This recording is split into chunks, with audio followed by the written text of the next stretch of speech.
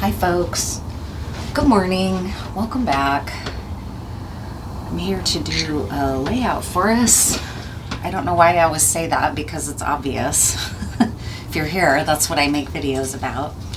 But that's been my little way to start these off, so that's okay. I'm here to do just a general layout for us this morning. And I'm hoping you're all well out there. I have the day off.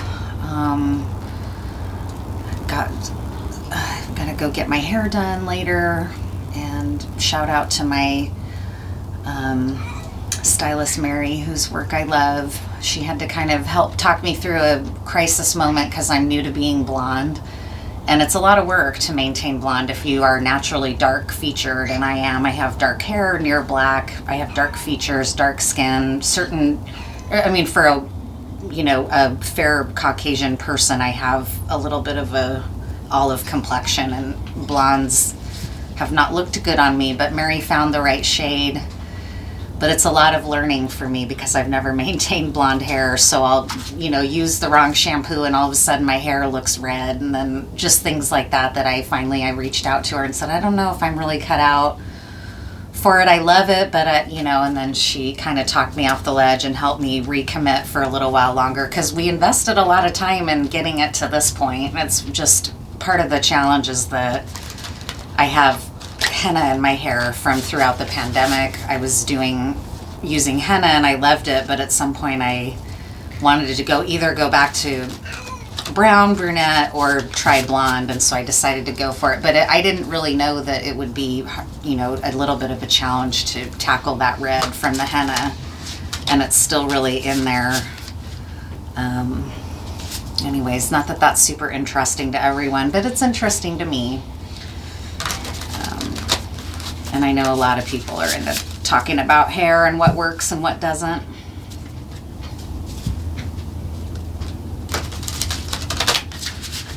I'm actually looking forward to seeing Mary later too, because she's my friend in addition to helping me make my beauty choices. And we used to be in the streets and doing actions together in Portland. When I was still living in Portland, we used to kind of help out at Don't Shoot Portland's community feed-in. Sometimes we did street actions together, so it's always nice to catch up with her. I miss those things about living in Portland. So what's going to be a good general message for us? General message. You might have been having, this kind of came through this morning and I almost forgot to mention it. You might have been having a lot of weird synchronicities happen.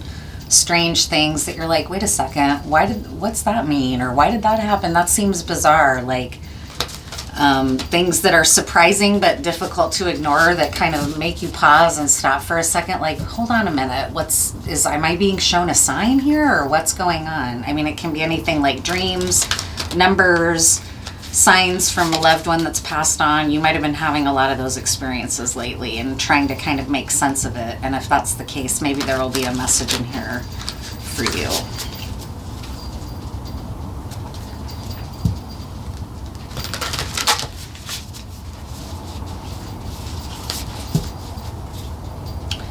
So the card at the bottom of the deck is the Page of Swords, which is a really common card for me to pull.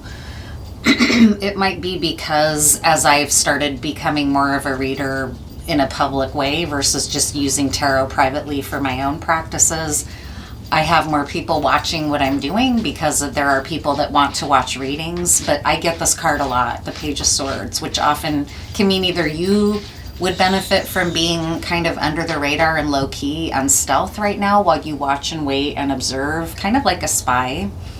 A page often functioned like that, like a spy, right? A sort of runner between two camps as well to communicate. So there might be a message coming into you, or you may be thinking about a message, or someone may be watching you, or vice versa. You might be kind of watching someone before you decide to make your move, anything like that. So that card's at the bottom of the deck. And I love it because I love this little weasel here. I really love the image of the Page of Swords in this deck. It might be my favorite image of all that I am aware of the Page of Swords is this one. I really love it.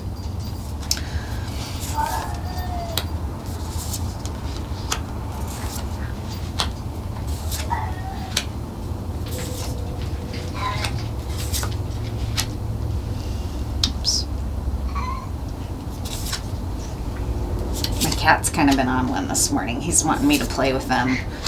I got him as a senior, though, and he plays pretty rough. Whoever had him for the first phase of his life didn't really teach him how to play with humans. So he plays pretty hard. Let's see here. So at the center of the reading, we have the King of Pentacles crossed by the Two of Pentacles. So you might be in a decision making, like a choice point or a decision making process about your success and your abundance and your wealth. And this could be money, it could be your business, it could be your home, like your kingdom.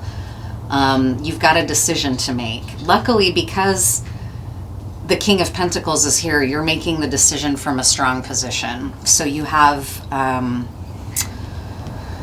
just some decisions to make, and that's this energy, that state that you're currently in, is that you may not have decided yet, and you may be going back and forth. Both choices may seem appealing. They both may have their benefits, and that's kind of why you're taking your time. That may also be why that Page of Swords came out, is that you're also watching and waiting and using that kind of covert mode of being to your advantage. A King of Pentacles would do something like that. That's my cat there jumping up on the couch. And in the scene world is that, like I said, you're kind of cooling your heel. I'm worried my cat, hey, come on now. I'm worried you're going to knock this, well, I guess it's set up as a tripod. He's probably not going to knock it over. So you are in, what's in the scene world is the Nine of Pentacles. So this is like that King of Pentacles status. You're comfortable where you are. You're not really in a risk position. You're in an empowered place to make a decision from which to make a decision, I should say. And I love that the Nine of Pentacles in this deck is this sleeping grizzly, right? Like a sleeping grizzly bear is a bear that has no worries. This bear is full. He's got a full belly. He's going to take an afternoon nap in the sun. He's really not worried, and he's not in a rush. He can wait. He can handle this period of indecision. Sometimes periods of indecision like this are uncomfortable, but because you're in an empowered place, you're not feeling very uncomfortable about the lack of clarity yet. You're just kind of like, well, okay, just gonna let it ride for a while. I don't need to panic, right? This is a good energy to be in for you. And what's in the unseen is that it's not necessarily a great time to make a move. So your instincts are correct, and you're following your instincts, and you're recognizing, I'm in an empowered position. I don't need to panic. I don't need to think about lack or what I might lose, because I'm solid. I'm good no matter what happens. I'm going to be okay. And what's in the unseen is that this is in alignment, because it's not a good time to make a move right now. It's a time for stillness. So that's good. You are okay with that. You're at peace with it. You're not in any kind of distress. So I'll be curious why this reading is coming out. In the past, you may have been in a position of feeling like you had to guard your resources, and because the Four of Pentacles is in the recent past. So this is showing me that you have come through that time of being unsure and feeling like you have to protect what's yours and be guarded, and a little bit keeping your cards close and not telling everybody about your plans and your moves and what you have in your account, basically, right? Like, this is privacy, being careful with your resources, being protected, keeping people from being able to see your password, right? Stuff like this, protecting your passwords, protecting your security. That's what you've been doing in the recent past. You've come through that, though, to a place of like, I don't need to worry, I'm okay. So you may have learned that everything is okay or whatever. In any case, you're not feeling so worried now. In the near future is a period, though, of more kind of pushing forward, maybe without knowing when you're going to get results. So even though you may know that you're in an abundant position and you're content and safe and solid and secure where you are, you may also be feeling the winds of change and a little bit restless. And in the near future is this, like, you might have come from this feeling of, I need to protect what's mine and lay low. Now you're like, oh, I'm good, I'm solid. Well, in the near future, though, you might still be like, wait, though, I thought I was kind of through this hard period. There's still a little bit of work left that might make you feel a little bit frustrated. Like, when am I going to get there, though? I know I'm okay, but I know this, it's that restless kind of winds are shifting, but you might be sort of still not really seeing where this is all going. You just know you're okay. Yeah, and then again, here, you're in a period of rest and relaxation and maybe recovering from some senses of needing to protect yourself and defend yourself. You're in a period now of recovering from that, because what's coming is a little bit more work, and maybe you have a sense of that, or life may just be lining up like this right now, that this is a time for rest. You don't have to do a lot of work right now. You just need to rest and replenish yourself for the next push into the Seven of Pentacles. Things around you are changing, so your world is shifting around you. It's not necessarily you that's going through this death and rebirth, but it's everything around you going through a death and rebirth. That might have felt like why you had to protect your resources for a while when things were not very clear how they were going to shake out, because of this, because this is a very transformative energy and it's happening all around you. So it created some anxiety in you before. You also have, while you've moved out of the anxiety, you've still recognized this is not a time to make big moves, because everything's in flux. Everything's up in the air. So even though I know I'm okay, I need to just hold back and rest. I'm not out there being a player in things right now. I'm just resting and knowing that there's a storm surging around me and I don't have to do anything about it other than wait for it to pass. This is a privileged position to be in a way, because what's happening around you is being impacted. And so it might be a little bit weird for you or challenging at times to be in a rest mode while you see everybody else in this kind of energy. It can feel a little surreal. What you're hoping for is that you can start attracting some things to you so that you don't have to work so hard, like the Seven of Pentacles. You'd really like to be attracting things and starting to enjoy the King of Pentacles reality that you've created for yourself. You'd really like to be enjoying it. You're really hoping that that's where things continue to be headed. And where energy is going is the Chariot card. So a very fast, all of a sudden things are going to kind of start picking up again. This is why it's really important for you to rest right now. And also know that as things are picking up, it's going to be opportunities coming to you, because you have harvested this. You've cultivated this through your work, through your daydreaming, through your goal setting, through your ambition to get this change made for yourself. It's happening. You've succeeded. The Chariot is a successful card, but it's also can be a little bit overwhelming to navigate a chariot if it's racing forward. So just know when things start to change again, you're going to have a lot of opportunities coming your way. And it might be a little bit overwhelming, but they're all for the good. They're all things that you've wanted to happen. So they're positive manifestations, but it might feel a little intense initially, especially with this Death card energy. So really heed this right now. This is a great time to be resting. More work will come. So don't feel uneasy or uncomfortable about being in this resting mode.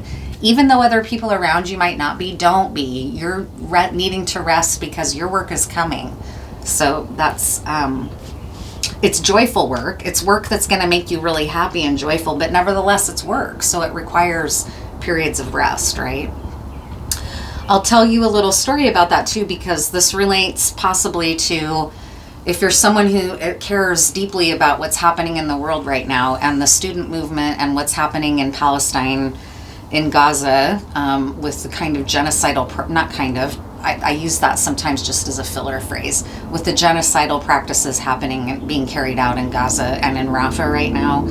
There might be some real confusion for you because you don't have the physical or emotional energy to be in the streets right now like the students did, but you care and you're torn up about what do I do because I care. I very much personally relate to this because I'm someone who used to be in the streets a lot. And in fact, I mentioned one of my dear friends who I have a history with that I'm going to see later. So a lot of this stuff is really on my mind because I want to be in the streets, but I've had to face some hard truths about myself that I'm not as grounded in the streets as I used to be because I'm a trauma survivor and things in the streets have escalated. I was doing a lot of street work during the ahead of the Trump election, during the Trump administration, against stuff like the Proud Boys and aggressive policing and racist policing. That's the street work I was doing. It's right in alignment with doing work that's about liberating Gaza. and ending the genocide and the Zionist regime, right? These are all things that I care deeply about, and it's been very uncomfortable for me every time I think I'm going to try to go in the streets to realize like I just get consumed with fear and anxiety, and that didn't used to be the case. So I've had to really face reality that I need to do this work in a different way.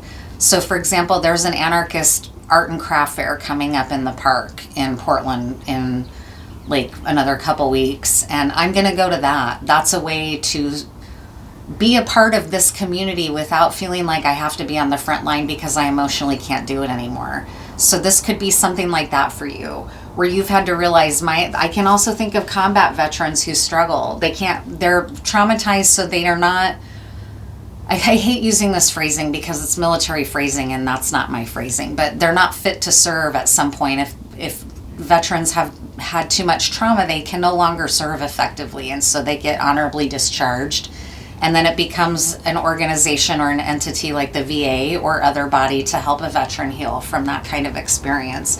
And many veterans will really struggle with shame and confusion about what is it even about now that I've been through something like that? Why would I be at home resting when my fellow men and women are in the war? Like, why am I at home? Like, there's a lot to kind of make sense of in that way, and a lot of conflicting inner battles about stuff like that. I'm personally having mine about activism right now, and you are having one about some other phase of your life. So that's a lot of storytelling, but this is also a way that I can work through, honestly, my own anxiety about not being able to be so physical in the streets and having to take more of a different role in this kind of work now.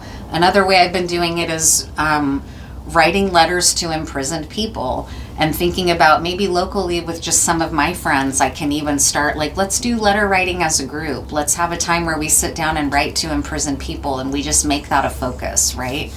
The anarchist fair that's coming up is for prison reentry, and that's a huge thing for me that I did when I worked at VA. I helped make a huge packet for veterans who are re-entering after being imprisoned, right? That's important too, not just from imprisonment from a combat, but imprisonment from actual incarceration, which is a battle in itself, right? Okay.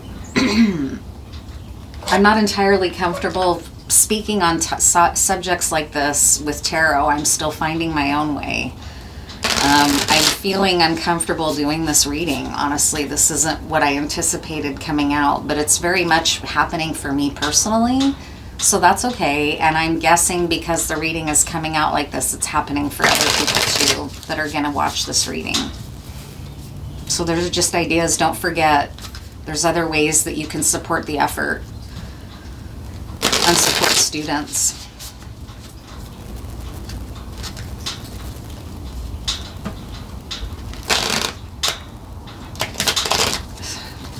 What's some advice for you right now? You seem to know that you should be resting. I suddenly, as I'm talking, as I spoke to that, I suddenly feel really sad, like engulfed with sadness, and I can't tell if it's mine or if it's someone that's watching this reading, but it's making me feel like this reading might be a mistake, and it's confusing me a little bit. And I don't think it's that the reading is a mistake. I think what's happening is that I'm feeling someone's energy that doesn't feel comfortable with this kind of subject matter or something. I mean, I'm always not entirely comfortable discussing this kind of subject matter, but I do, so I don't think it's totally my discomfort. And I'm going to go ahead and upload the reading, but I feel like I have to speak to it because my energy went from like, I feel uplifted and want to do this reading, to now I suddenly feel really sorrowful and heavy.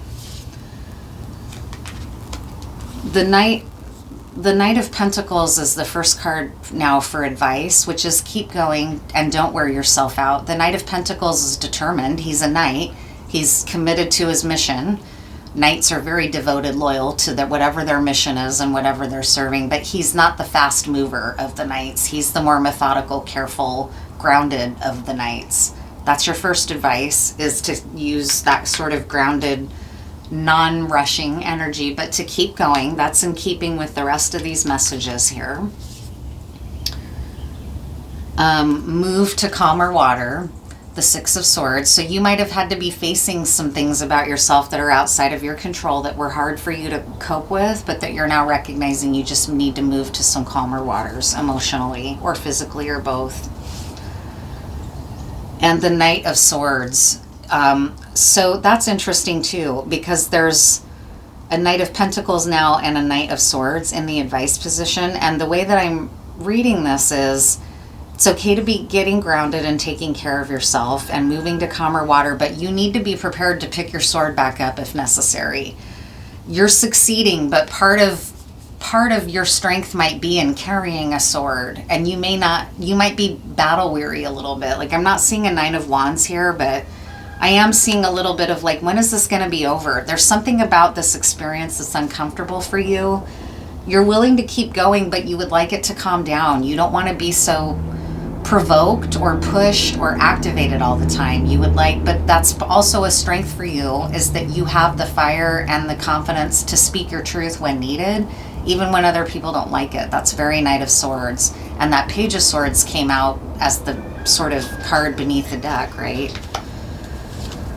What other advice? And now protecting your energy again. So you were in this energy before, and it's still, you need to do this a little bit longer. Conserving your energy, learn how to manage it a little bit better. Trust your instincts when you're being told to rest, even when it feels uncomfortable for you. That's the big message. So that might be hard, and that's why I'm feeling that sad heaviness. What's going to be helpful for you to tune back into is knowing that this Death card, Empress card, and Chariot card in the outcome and where the energy is headed is that you're right where you're supposed to be, and this is okay. And I hope that this reassures that sad feeling. Like, it's a sad feeling of not doing enough or not being enough. But with this Death card, Empress card, and Chariot card, you're right where you're supposed to be. You are managing your energy the way that you should be, and you're right. It is a little bit fatiguing, and your instincts are correct that there's going to be a little bit more yet to do, which is why you should rest now. So this is a big affirmation that you should be resting, and it's okay. And I hope that this is speaking to the parts of you that feel like you shouldn't rest because there's too much going on. It's hard if you're a warrior to lay your sword down when there's a battle going on around you. It doesn't feel good. It feels like you're abandoning your comrades, right? all that. It doesn't feel good. It makes you feel sad. This battle right now is not your battle. You are supposed to be resting. Just like you, I'm sensing, would tell any veteran who'd been through multiple deployments in combat, who felt ashamed that they weren't all still out there fighting. You would be saying to them, you fought your battles. You've paid your price. It's okay to lay your weapon down. It's okay to rest. It's okay to let younger, fitter, more energized people take up the sword, right? And so that's really, if you're a pacifist, clearly this isn't a reading for you, right? But this is that kind of energy. So I'm glad it came out, but it was a little hard to feel that mid-reading. I was sort of enthused, and then I felt sort of sad, but that's why, because that's how you're feeling. Like, maybe you're failing in some way, or you're not living up to what the people in Gaza need from you, or your family, or whoever. If this is a personal layout, it's just really important for you to know, no, those feelings are just the normal part of going through shifts like this, especially when there's this death and rebirth happening all around you. Just don't try as much as you can not to worry. What's another advice card for you that's maybe not tarot, just to make sure I'm capturing everything about how you can cope and how you can protect yourself right now? What's a parting card for you or two? Definitely the advice is not to move, but to rest. But I sense that it's hard for you and that it makes you feel guilty right now, that you don't feel comfortable with resting right now. I just had to face that in myself yesterday and today about I was going to go to an action, and then I realized I can't. It's going to cost me too much emotionally, and I have things I have to be doing here, so I'm going to have to do something else. It doesn't mean just I get to take forever the rest of my life off from something like this, but it means it's okay to pivot to a different method. That's been a hard one for me, though. TikTok, it's not time. Right now, it's important for you to pay attention to this is time for you to rest and be in harmony with that. Just get with that. Find your way to accepting that, because the timing is right for you to be resting now, not to be acting. Because by resting, you're going to be starting to receive what you were hoping for. The guidance, the clarity, the joy, the happiness, the abundance, the security, like all that's going to return. You're in a temporary transition where you just need to rest and be okay with that. Build your relationship with your higher power or your higher mind, if you're an atheist, with your wise part of you.